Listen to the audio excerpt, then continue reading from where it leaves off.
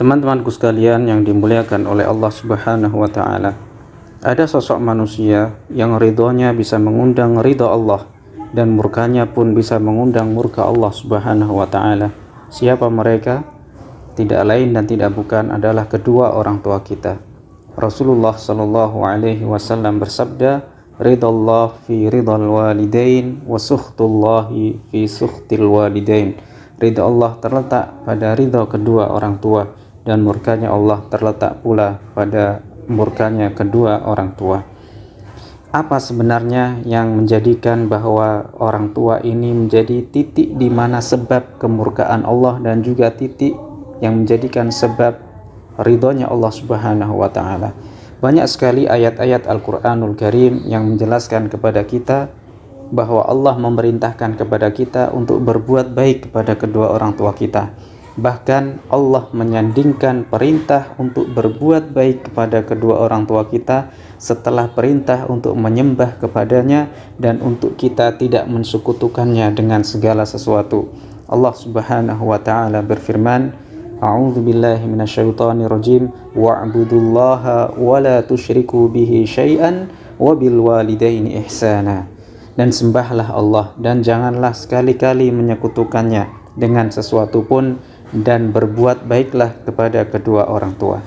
Teman-teman sekalian yang dimuliakan oleh Allah Subhanahu wa taala, bahkan dalam suatu riwayat sebagian ulama mengatakan bahwa hampir-hampir para malaikat ini khawatir, para malaikat ini takut kepada seseorang yang durhaka kepada kedua orang tuanya. Mereka sampai memegangi arasy-Nya Allah. Karena apa? Khawatir jikalau arasy-Nya Allah ini runtuh menimpa kepada orang yang durhaka kepada kedua orang tuanya. Na'udzubillahi min dzalik. Di antara kemuliaan-kemuliaan dan keistimewaan-keistimewaan orang-orang yang berbakti kepada kedua orang tua, ada banyak sekali hadis-hadis yang menjelaskan kepada kita semua. Yang pertama adalah bahwa berbuat baik kepada kedua orang tua adalah salah satu di antara amalan yang paling dicintai oleh Allah.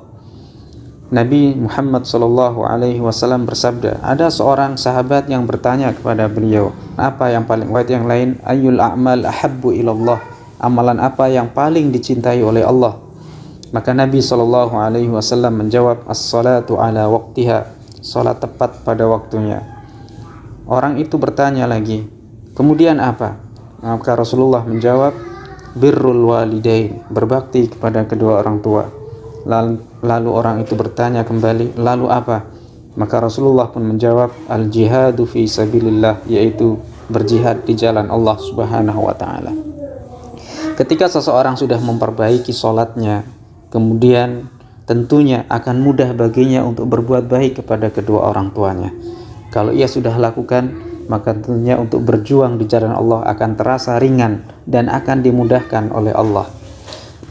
Kemudian di antara keutamaan yang kedua dari berbakti kepada kedua orang tua adalah bahwa anak yang berbakti kepada kedua orang tuanya akan diberkahi umurnya dan akan ditambahkan rizkinya.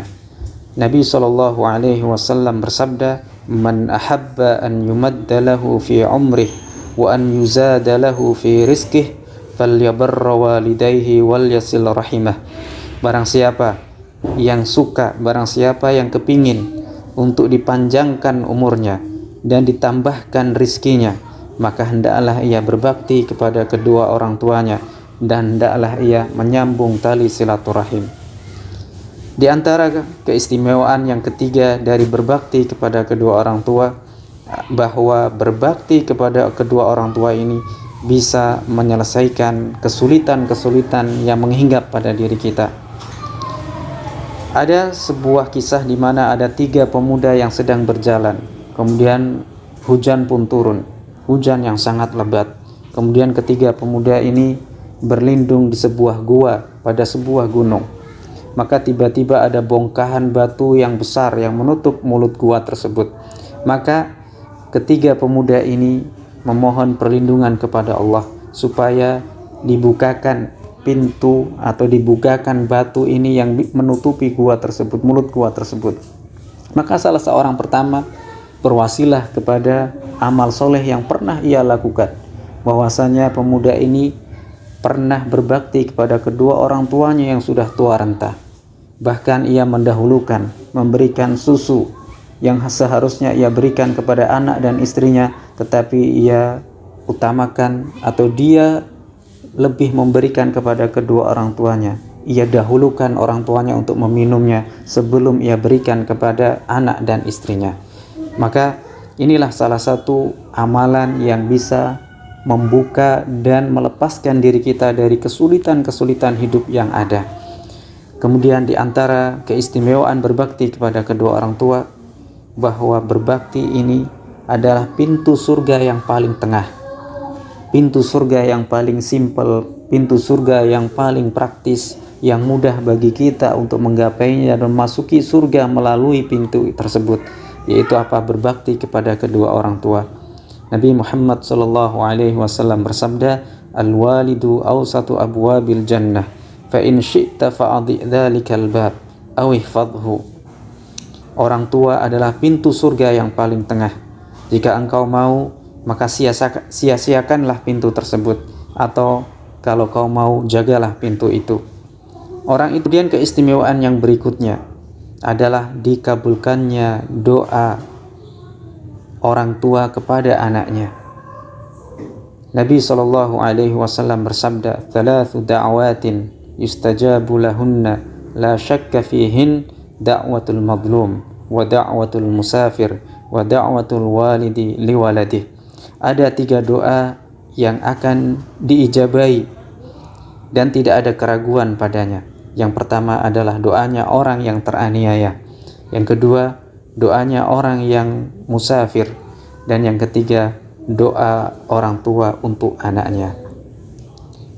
Ada cerita di mana ada seorang anak yang mendapati kesulitan hidup yang luar biasa. Ia bertanya kepada seorang ulama, kepada seorang syekh. Maka dikatakan kepadanya, apakah engkau telah lalai untuk mendoakan kepada kedua orang tuamu? Maka pemuda ini menjawab, iya. Ya. Ada sebagian ulama salaf menjelaskan kepada kita bahwa di antara pintu kesengsaraan, pintu kesulitan seseorang adalah karena ia meninggalkan atau ia tidak mendoakan kepada kedua orang tuanya. Maka berdoa kepada kedua orang tua, artinya mendoakan kepada kedua orang tua, adalah salah satu bentuk berbaktinya seorang anak kepadanya. Dan di antara keistimewaan berbakti kepada kedua orang tua adalah sebab diterimanya taubat seseorang. Seseorang yang melakukan dosa-dosa, ia akan bisa diampuni oleh Allah lantaran apa? Lantaran ia berbakti kepada kedua orang tuanya.